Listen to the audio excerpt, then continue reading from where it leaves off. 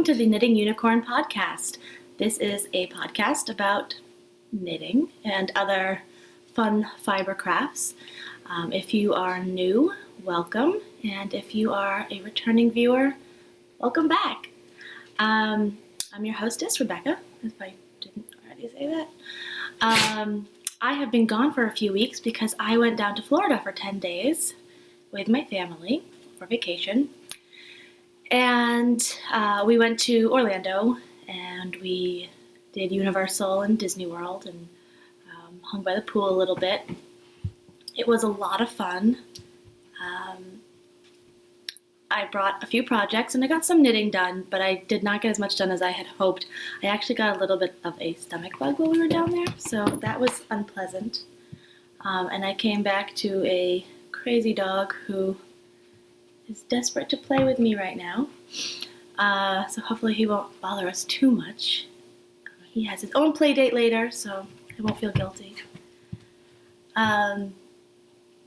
So anyway, one of the things I did not get to do is there is a yarn shop down in Orlando that I wanted to swing by and check out. Hi. What's up, buddy? But we were crazy busy, and then on the days that we were just hanging by the pool, I wasn't feeling great, so we didn't do that. But we did do Universal, and obviously Diagon Alley, Harry Potter, Wizarding World is amazing. I got an awesome Ravenclaw sweatshirt, because Ravenclaw for the win, and a lanyard and a few other little things. And we went on like every ride, and it was a blast, and I powered through the stomach bug because I love it there so much.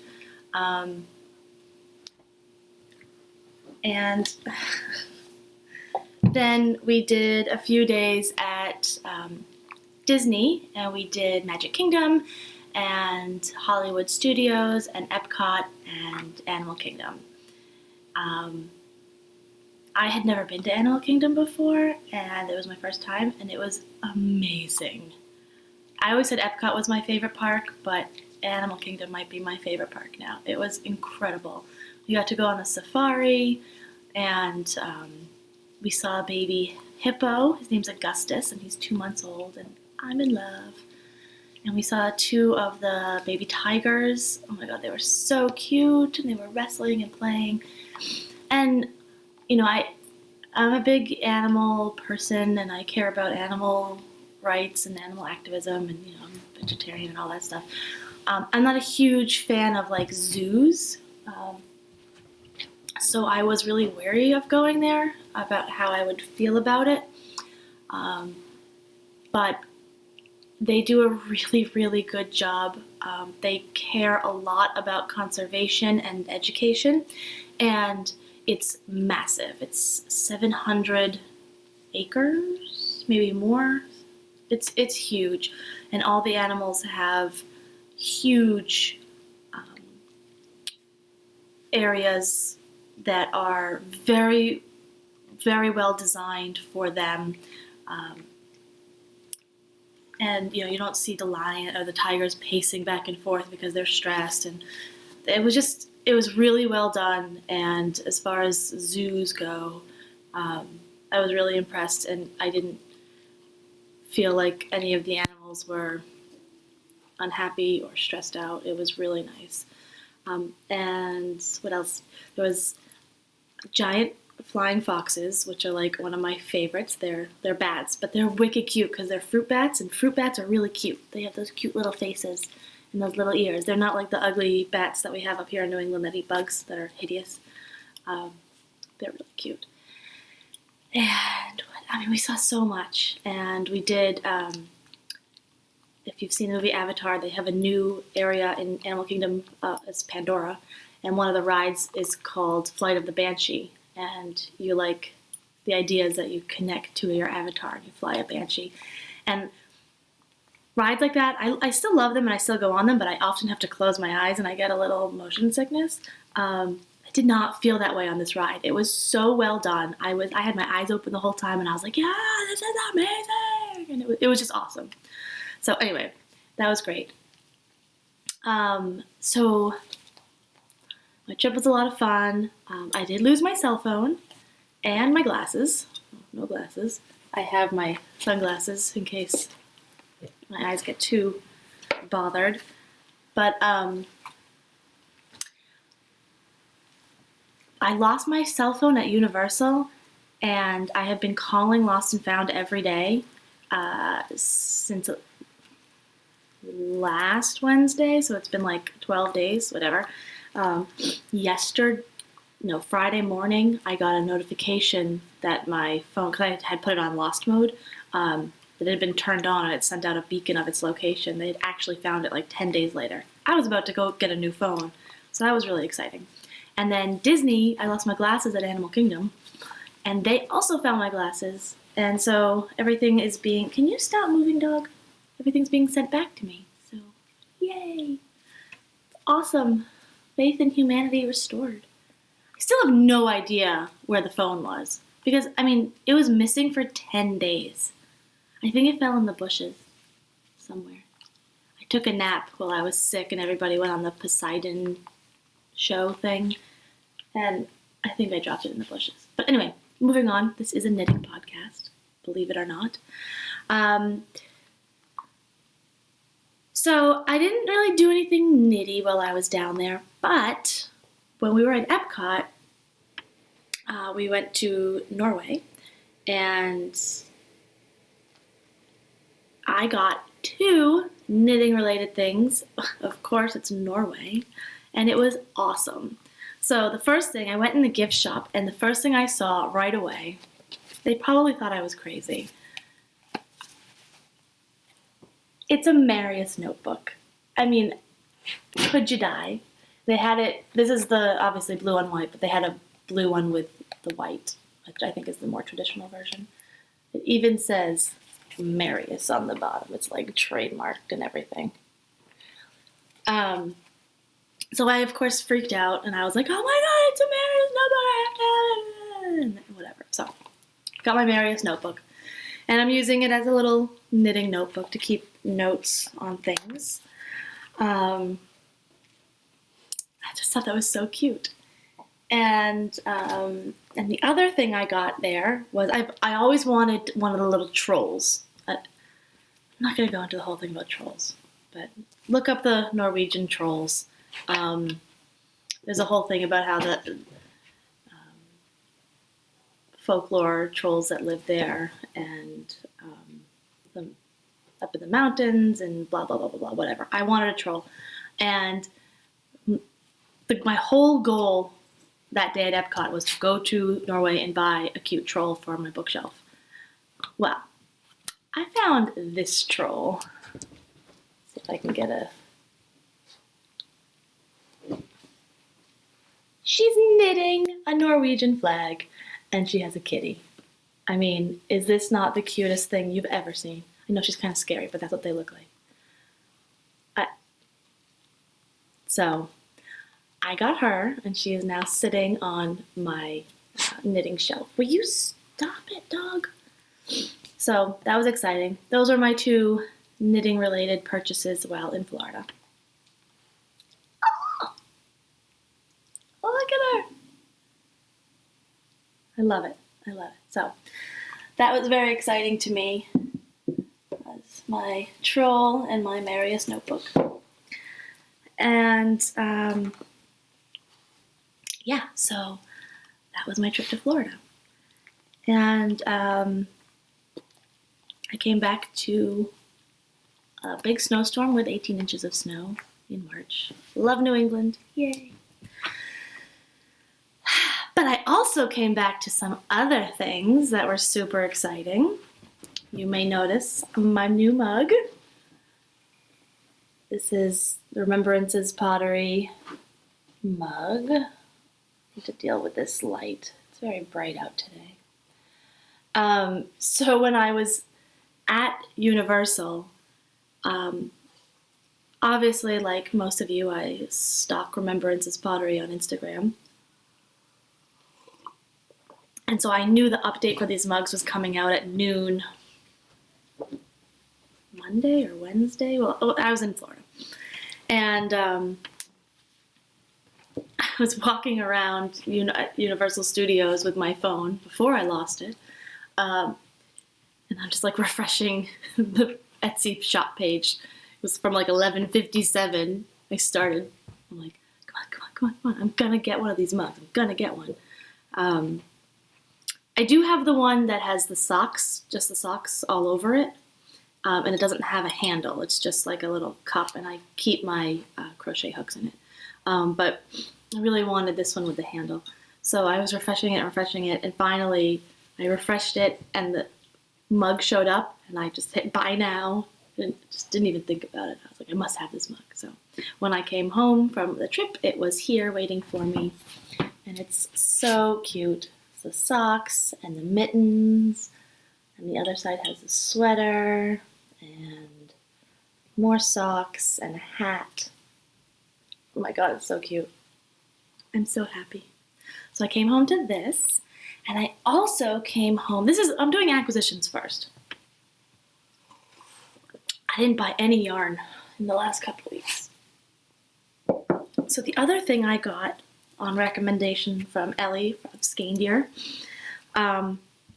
was this project bag called Plistra from the Knitters collection. Here's the tag. And oh my god, I love it so much. When she showed it on her podcast, I was like, I need to have that. It's very me. I already put a couple of my enamel pins on it. But this is the Plistra bag. I got mine in gray. It looks almost like a backpack, but it's got this really nice leather strap, and it cinches shut with this, and it's got a big pouch here, and this is a really big pocket, and inside there's a big pocket in the front, and then there's a bunch of little pockets so you can keep like pens and other little things, and I have my sock ruler in here. And there's even this little spot so you can thread yarn through it if you want to keep it separate. I'm gonna go let the dog out. Hang on one second. So anyway, it's just so cute. So I came back Tuesday. I've been using it all week, and I can keep 2 projects in here. Well, you could probably do a sweater. I've been keeping this project bag, which has 2 socks in it, and this project bag, which has a shawl in it, in here. And then I've been also using the front pouch for like my wallet and stuff, so it also doubles as a purse. And I walk around with it, and it's way cute. So I am absolutely in love with the Plistra bag. I highly recommend getting it. And it's, I got it from, oh my god, I forget. I'll put it down below where I got it from. But it's also a Norwegian product as well. So, which is why Ellie was promoting it, and I love all things Norwegian anyway, so yay! And it comes in a bunch of colors, so this is awesome. I love it. So that's it for acquisition type things. And I guess we'll talk a little bit now about whips. I don't have any FOs. I do have a hoe, and I will get to that, but I want to talk about my sweater first, because I also want to talk a little bit about my knitting plans. I had very aggressive knitting plans for the year. I'm doing the Box of Socks Cal, and so I want to do a pair of socks every month. This month I'm doing 2 pairs of shorties, which I'll show you. And I was going to do a sweater that I'd already started at Rhinebeck, and I was going to have wanted to have that finished by the end of February so I could cast on breathing space, finish that by end of June, and then cast on Sunset Highway, which was going to be my Rhinebeck sweater this year, have that done for Rhinebeck, and then at the end of the year I was going to do a big shawl instead of a sweater. And then I had a few other projects sprinkled throughout. Things got a little changed. So I still plan on doing quite a lot, but I think my sweater strategy is slightly changing. So I've showed you this before, but I was on Sleeve Island. I'm still on Sleeve Island. I thought my light flax, I thought I would get the sleeves done well in Florida. I did work on them, but I did not finish them because I worked on some other projects as well. So I am here, and it's about halfway for the sleeve for me. For one sleeve, and then I have another sleeve to go. And I talked a little bit about this before. The sweater, it fits nicely at the top, but then it's a little bit tight throughout the waist. And my bind off, I did the Icelandic bind off, and it was supposed to be stretchy. I'd never done it before, but they said it was stretchy, and it's not stretchy at all. So I've toyed with some options. I thought maybe I would steek it because I don't really wear a lot of pullovers, as I'm wearing a pullover. But I usually don't wear a lot of pullovers. I wear a lot of cardigans. So I thought maybe I would steek it, and that would be nice. I still might steek it. The other option was to rip out the ribbing, knit it a little longer because I think I would like it a little longer, and then also do a split hem. And that was another option. But I really just want to finish the sleeves and then figure it out. So that's the current plan right now, is to finish the sleeves, but I'm not going to go crazy over it, and I'm going to take my time. And then that brings me to the other sweaters. I've decided, since I'm not really a pullover person, and the sweaters I had planned for this year are pullovers, that's just stupid. I've decided that I'm not going to do the breathing space sweater. As much as I love it, I really do, and I think as far as pullovers go, it would probably be flattering on me with the length and stuff. But I think I want to do a timely cardigan instead. So I have plenty of yarn, and I think that the timely cardigan will be nice. And it'll be a nice thing that I could wear year-round. Even in the winter, my office gets a little warm, so I don't necessarily wear heavy sweaters in the winter. At least not to work, so that would be a nice thing to have. And then it's even something that you could wear evenings in the summer and in the spring and things like that. So I think my next sweater will be the timely cardigan instead of breathing space. And then I'm still going to cast on for Rhinebeck the Sunset Highway, but I had always intended to steek that. I saw a project on Ravelry that someone that did steek theirs and gave some good notes, so I'm going to do that. But that was always the plan, was to steek it. But I'm gonna have to really... Can we not? I'm gonna need some help with that because the yarn I have is a superwash from Wool&Boon, and it does, if you saw my episode about wool and superwash and all of that stuff, you know that superwash wool is not the best for steeking because it has all of the scales removed, so the yarn doesn't grab each other very well. So I know a lot of people have steeked it, stuff like that, but I want to make sure that it's really secure. So I'm going to actually sew with a sewing machine up the steek to really secure the threads. And I have a sewing machine, but I don't really know how to use it. I'm actually taking a class next weekend. I'll talk about that. So my local yarn store is also a sewing shop, and they do lots of classes. And can we be careful, doggy? To keep taking away the noisy toys. So I'm taking Sewing 101 next weekend, and we're gonna make a tote bag, and then if there's space, there's a Sewing 102 class where you make the grain line t-shirt. So I'm gonna try to do that and get my sewing skills on and just maybe get some help sewing up for that steek, but that's not gonna be until like September, so I don't need to worry about it, but I'm always thinking about these things.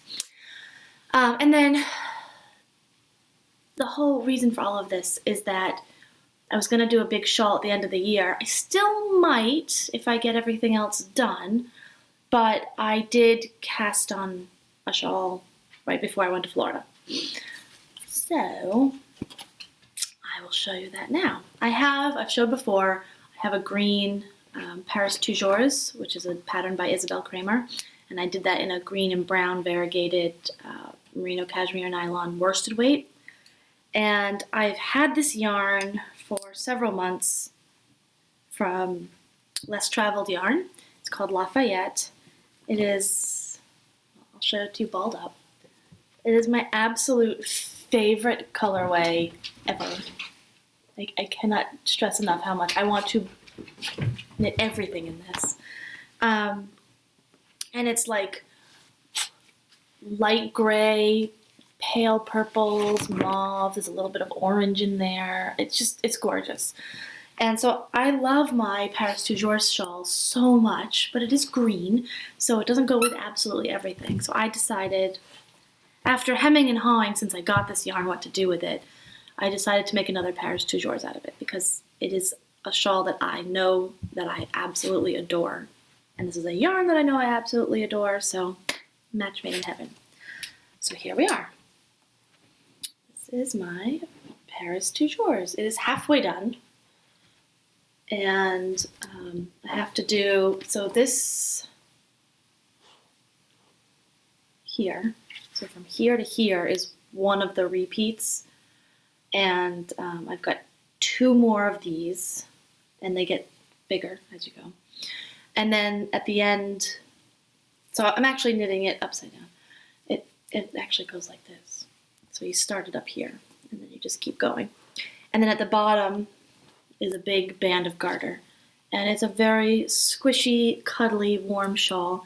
I have quite a bit of yarn. I just started a ball, so I'm on the second one, but I've got 2 more. So I might do an extra repeat to make it extra big before I do the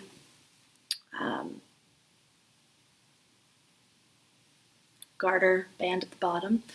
But it's just very simple stripes of garter and an eyelet lace pattern. Very, very, very simple, very easy to memorize, and it's just my favorite shawl. So I am super excited about this, and I just really wanted to have it. So I cast this on instead of finishing my sleeves.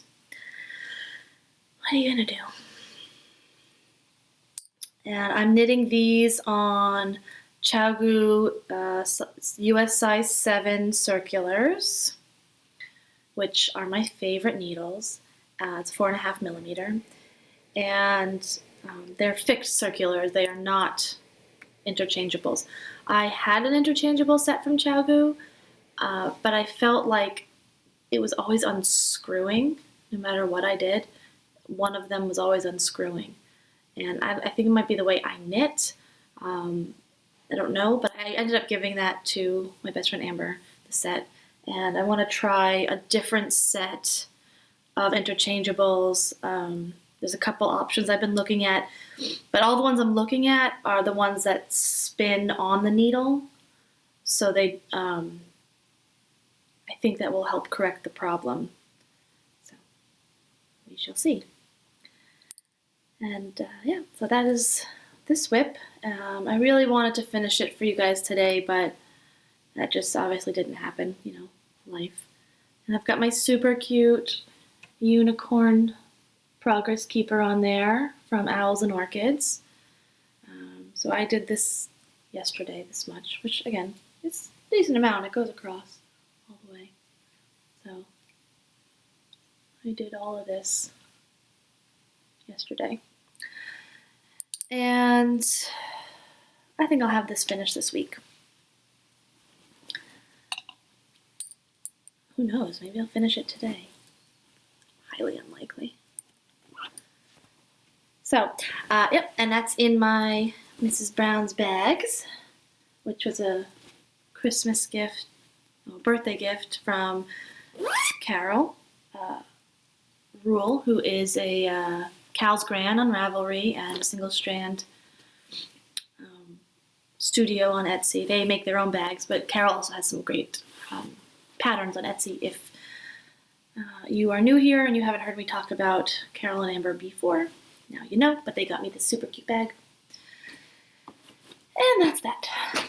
So that brings me on to my 2 pairs of socks for the month of March. All right. So the first pair I want to tell you about is, I don't do a lot of clubs. I'd like to, but I don't, because I'm usually on a yarn diet. I never stick to, let's be honest.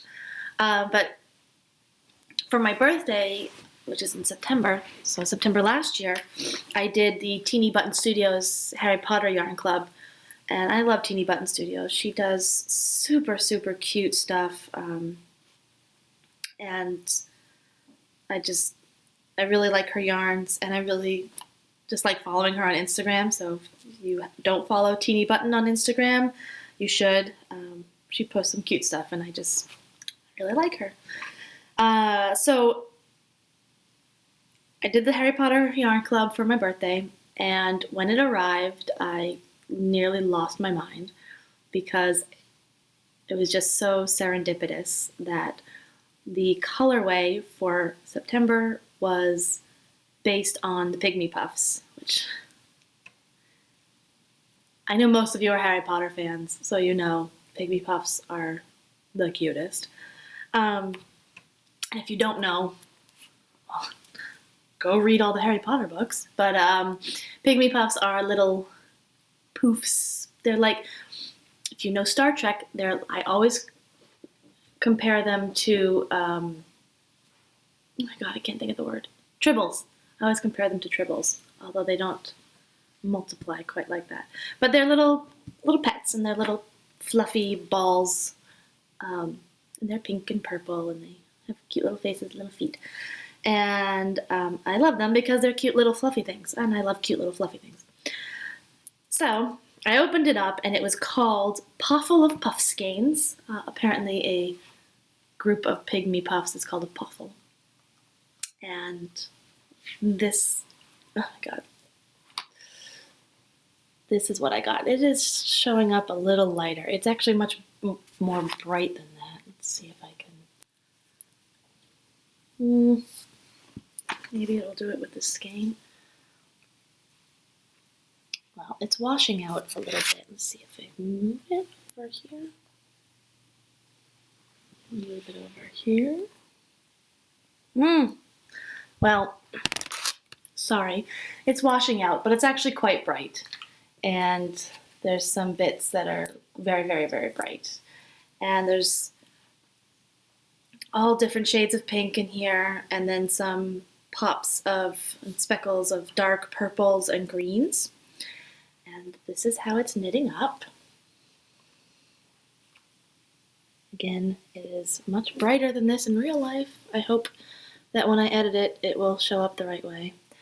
So I'm doing a shorty sock with this, and I had to cast this on to go to Universal Studios because I went to the Weasley's Wizarding... Wheezes. Oh my god, I can't even talk today. Whatever. I went to the store where they sell the Pygmy Puffs with this, and I took a picture, I'll insert it, of me knitting this sock in front of the Pygmy Puffs. And it was just so much fun. This is just a vanilla sock that I'm making up. It's, I did 8 rows of 2x2 rib, and then 8 rows of just regular stockinette, and then a modified Eye of Partridge heel flap. And now I'm on to the foot. And this time, like, I completely have been making this up as I was going along because I was walking around Universal Studios and couldn't pay too much attention. But I knew I wanted to do a shorty sock, so I did that. And then when I got to the gusset, well, first I got to the heel flap, and I don't think I counted properly, but I went to do the heel flap, and I went over 16 stitches and then back 3, and then started working the short rows. I think I should have gone down to like 1, but I don't know. I think I like the way this is looking. You'll see it's got a, I don't know if you can see it, but right there, it's kind of, I don't know, it looks a little different than my other socks, but it's okay. I've already tried it on and it fits nicely, so I'm good with it. But what I wanted to tell you was, as most of us have issues with the gaps in the gusset, I decided on this sock, I usually pick up a couple stitches, extra stitches to help close that up, but it usually doesn't quite do the trick, and I always end up sewing some ends in there just to secure it. This time I decided to pick up 4 extra stitches, and it came out perfect. I haven't done anything, and there is 0 gap in here. 0 gap. Same on this side. 0 gap. So I think that's going to be my new technique when I'm doing a heel flap and gusset. I'm just going to pick up 4 extra stitches, not 1 or 2. And so the gusset ends up being a couple of stitches longer than normal, because I end up having 20 stitches picked up, not 16 or 17. And so this gusset ends up being like 2 stitches longer. It doesn't really matter. It looks great. I'm very happy with it. And I took notes in my Marius notebook of what I did, so when I do the second one, it will match. And I think it's coming out really nicely. And I usually do a 3x1 rib. I talked on the last episode about how I was going to do 1x1 ribs moving forward, because I did that on my Hermione Everyday socks, and I was really happy with it. This one I decided to do a 2x2 because it is a shorty sock. I want it to be a little decorative. It's not going to go up high enough where the cuff really is going to hold the sock on my foot well in the first place. So, but again, I did try it on and it fit nicely and it didn't feel like it was going to slip. So very, very happy with this sock. And I hope to finish this sock this week and cast on the other one. And I do have a hoe, finally, yay! Ta-da! So I cast on my Nomadic Yarns Rhinebeck Sweater Weather yarn, which I adore. I cast it on several weeks ago because I wanted to test out the Addy Flexi Flips, which I did, and I did a little review for you guys, and I'll link to that in the show notes. These are the Flexi Flips. And you get 3 needles, and they've got a cord in the middle. And this is my first sock on them. And I adore them. They were so much fun to knit with. It was the best of Magic Loop and DPN mixed together. And I was really, really happy with how this sock turned out. And I did another shorty sock for this. I did, it was, just a made-up one. I did 20 rows of 3x1 rib, and then I did like 2 rows of stockinette. Well, I did an afterthought heel, so I just, Indy, can you stop? So I did that, and then I knit all the way down to the foot, and I did the toe. It's a rounded toe. And I did it a little differently than I normally do. I made it a little bit longer. So my typical toe recipe is I will do, let me take this off. So I will do the decreases. So I will SSK, knit 2 together, SSK, knit 2 together. And then I'll do 2 rows of knit, then I'll decrease, 2 rows of knit, decrease. And then I do 1 row of knit, decrease, 1 row of knit, decrease, and then I decrease until I get to 12 stitches. This one I did a little differently. This one I did decrease and then 2 rows of knit. I did that 3 times instead of 2. And then I did the decrease and 1 row of knit 3 times again instead of 2. And then I decreased down to 10 stitches and not 12. I have my second toe is a little long, and so I wanted them to just be a little bit longer, but I didn't want to make the foot longer. And then I did that. I was doing my toe in Animal Kingdom, and then I was at the airport going home last Tuesday, waiting for the plane, and I cut in my afterthought heel while I was sitting in the airport. I think people thought I was crazy. I'm sitting there with scissors and pulling out yarn. But anyway, I did my toe the exact same way, my heel the exact same way as my toe. The only difference is before I started the decreases, I did 3 rounds of knit. Then I did the exact same decreases, 3 repeats of 2 rounds, 3 repeats of 1 round. And then I tried it on, and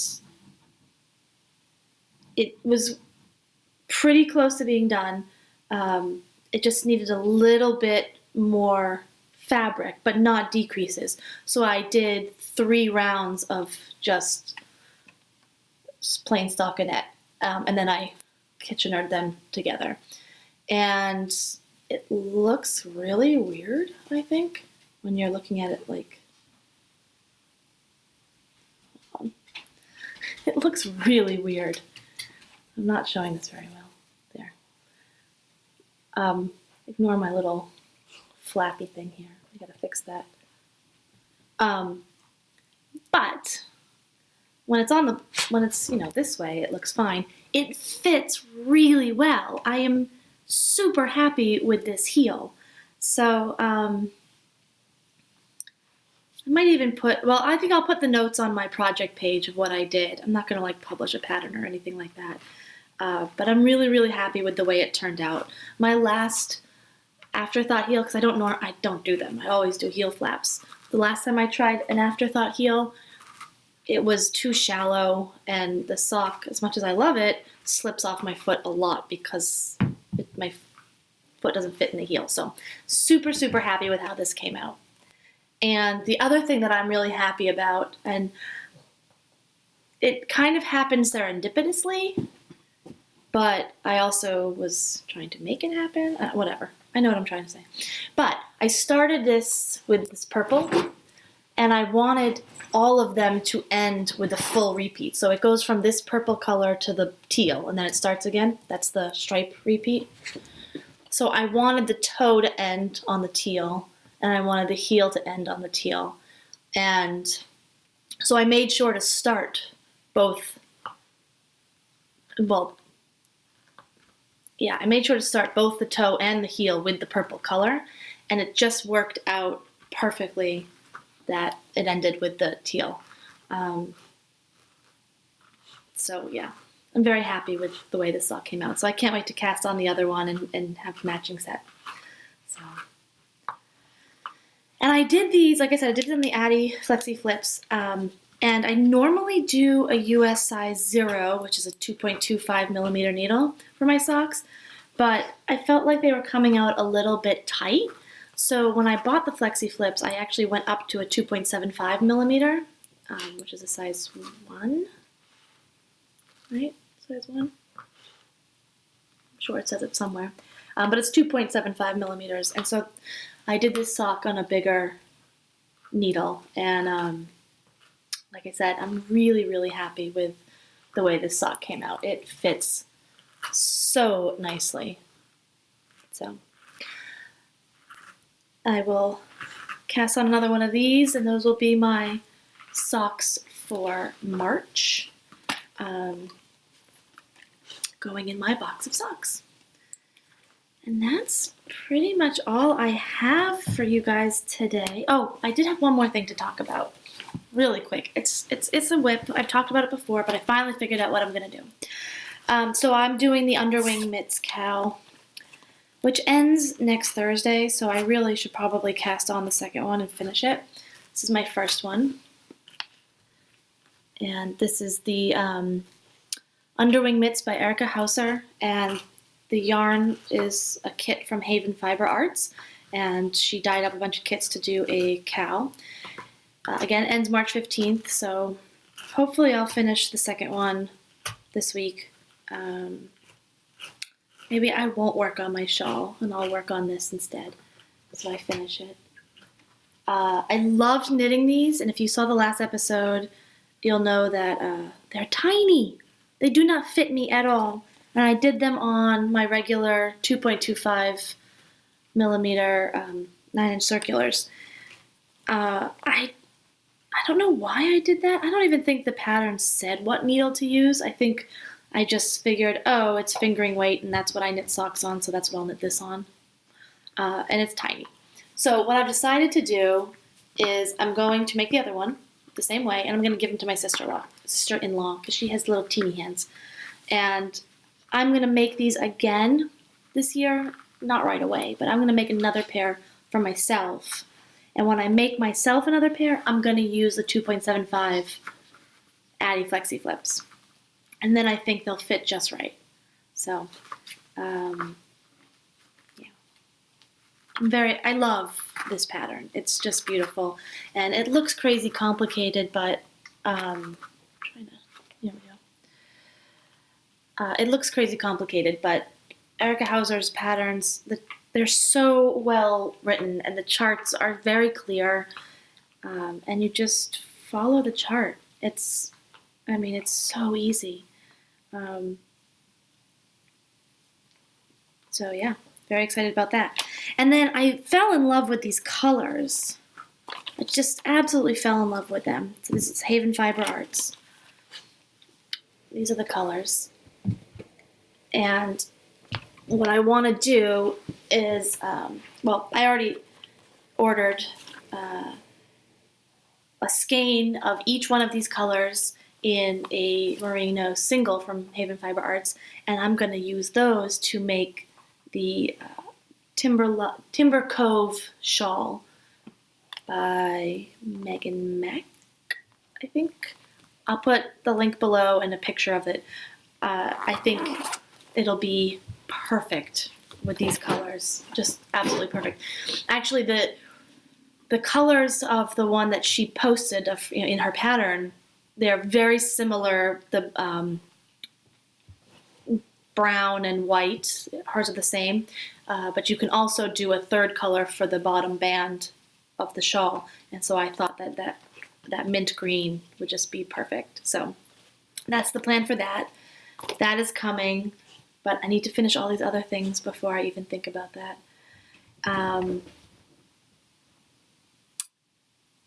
Yeah, I think that's it. Oh my God, how could I forget? Okay. The next time that I podcast will be the beginning of the Knitting Unicorn Cal. Yay, we're having a knit along. Woo!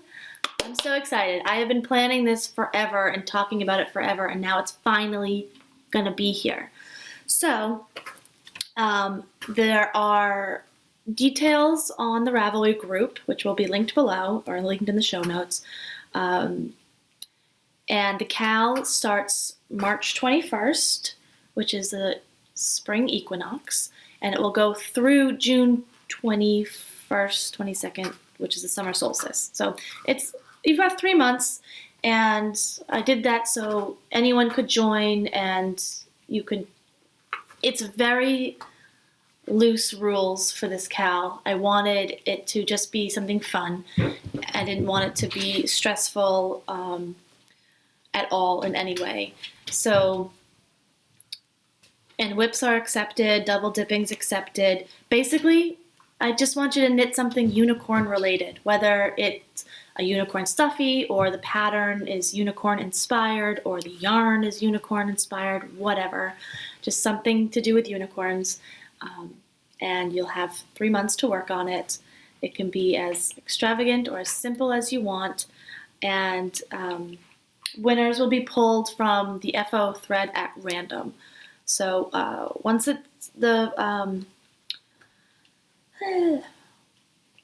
cal starts, I'll open an FO thread. Right now, there's just a chatter thread. And I am going to knit the Unini, the Magic Unicorn, which is a stuffy pattern from Anna of the Dunkelgrün podcast. And I got her kit to make the stuffy. And I'm really excited about it. I'm also really nervous about it because it uses a lot of short row shaping, which I've done very little of, to be quite honest. So that will be exciting. And we have some great prizes. There's going to be a couple unicorn progress keeper from Owls and Orchids, which I showed in the last podcast. I don't have them with me right now, but I will definitely show them in the next podcast when the cal kicks off. And there's also going to be a little kit that is something I've worked on with a Single Strand Studio and Flying Fin Yarns. And so we have an exclusive project bag for this podcast. And there'll be a beautiful skein of yarn that matches from Flying Fin Yarns. And then we're also throwing in a code to download the Snip Snap Socks pattern from Jen Stack. It was not intended for you to knit those socks with that yarn. So it's not really a kit for the socks. It's just a little pairing of things that I love. So it'll be exclusive to the podcast. That kit will also be for sale on the Single Strand Studio Etsy shop. There'll be a limited quantity of them, but they will be for sale. And I think that's it. We'll probably have some other prizes as well, depending on how many people join. But I'm super excited to do this. And so I can't wait to see what all of you are planning. There is a chatter thread open with all the details about the cal. So feel free to post in there what you're thinking of. I also posted a link to a bundle that I've made. There's a couple things I want to add to it, of just a bunch of patterns that are unicorn inspired to help get the juices flowing if you're looking for a pattern. I also noticed in the last month or so that Hand Drawn Yarns, she posted or released 2 patterns that are unicorn related. One's a hat, it's called Unicorn Footprints, it's wicked cute. And the other one's a shawl. I think it's called Chasing Unicorns, I can't remember, but I'll add those to the bundle as well. They're beautiful patterns. Yeah, so that's it, for real this time. Thank you so much for joining me, and I'm so glad to have you back here. I'm kind of glad to be home, although I could do without the snow. And next week I plan to post my episode of Fiber 101 on cashmere and Angora goats. I was going to do that before I left, but there was just no time. So look for that next week, and then I will see you again in 2 weeks. So have a good one. Bye.